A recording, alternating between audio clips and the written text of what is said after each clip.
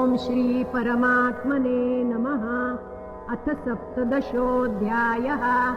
अर्जुन उवाच ये शास्त्रविधिमुत्सृज्य यजन्ते श्रद्धयान्विताः तेषां निष्ठा तु का कृष्ण सत्त्वमाहो रजस्तमः। श्रीभगवानुवाच त्रिविधा भवति श्रद्धा देहिनां सा स्वभावजा सात्विकी राजसी चैव तामसी चेति तां शृणु।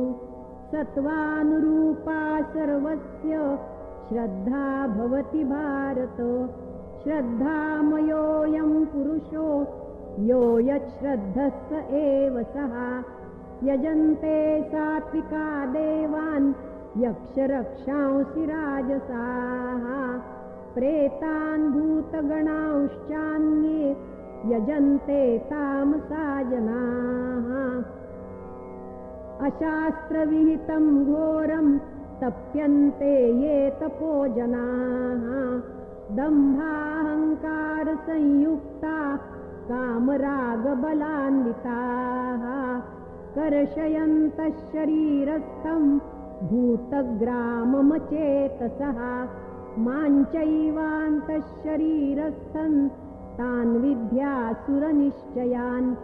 आहारस्त्वपि सर्वस्य त्रिविधो भवति प्रियः यज्ञस्तपस्तथा दानं तेषां भेदमिमं शृणु।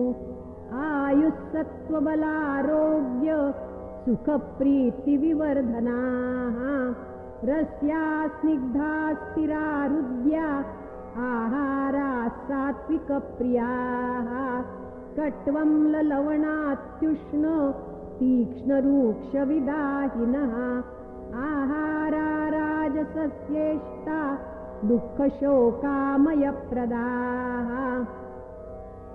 यातयामं गतरसं पूतिपर्युषितं च यत् उच्छिष्टमपि चामेध्यं भोजनं तामसप्रियम्। अफलाकाङ्क्षिभिर्यज्ञो विधिदृष्टो य युज्यते यष्टव्यमेवेति मनः समाधाय स सात्विकः।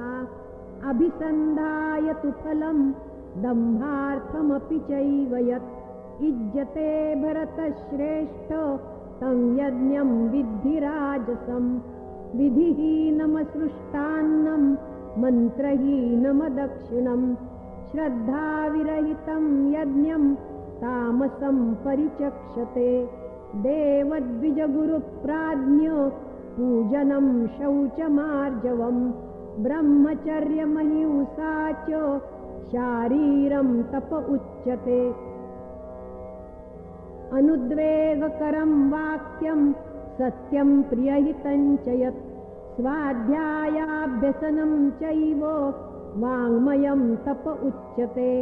मनःप्रसादः सौम्यत्वं मौनमात्मविनिग्रहः भावसंशुद्धिरित्येतत् तपो मानसमुच्यते।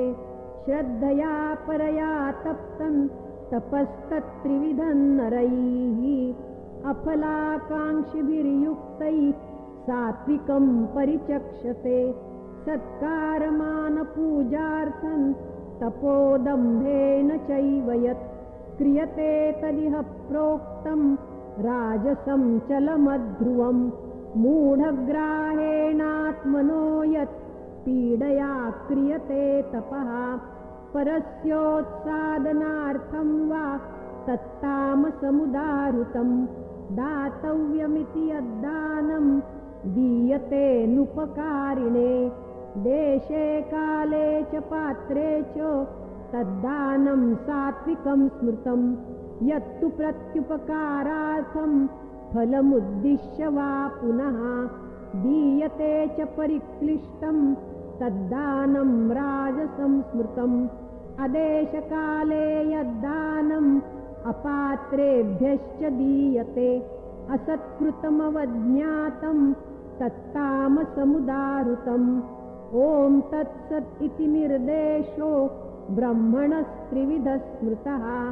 ब्राह्मणास्तेन वेदाश्च यज्ञाश्च विहिताः पुरा तस्मादोमित्युदाहृत्य यज्ञदानतपःक्रियाः प्रवर्तन्ते विधानोक्ता सततं ब्रह्मवादिनां तदित्यनभिसन्धाय फलं यज्ञतपःक्रियाः दानक्रियाश्च विविधा क्रियन्ते मोक्षकाङ्क्षिभिः सद्भावे साधुभावे च सदित्येतत्प्रयुज्यते प्रशस्ते कर्मणि तथा सच्छब्दः पार्थयुज्यते यज्ञे तपसि दाने च स्थितिः सदिति चोच्यते कर्म चैव तदर्थीयं सदित्येवाभिधीयते अश्रद्धया हुतं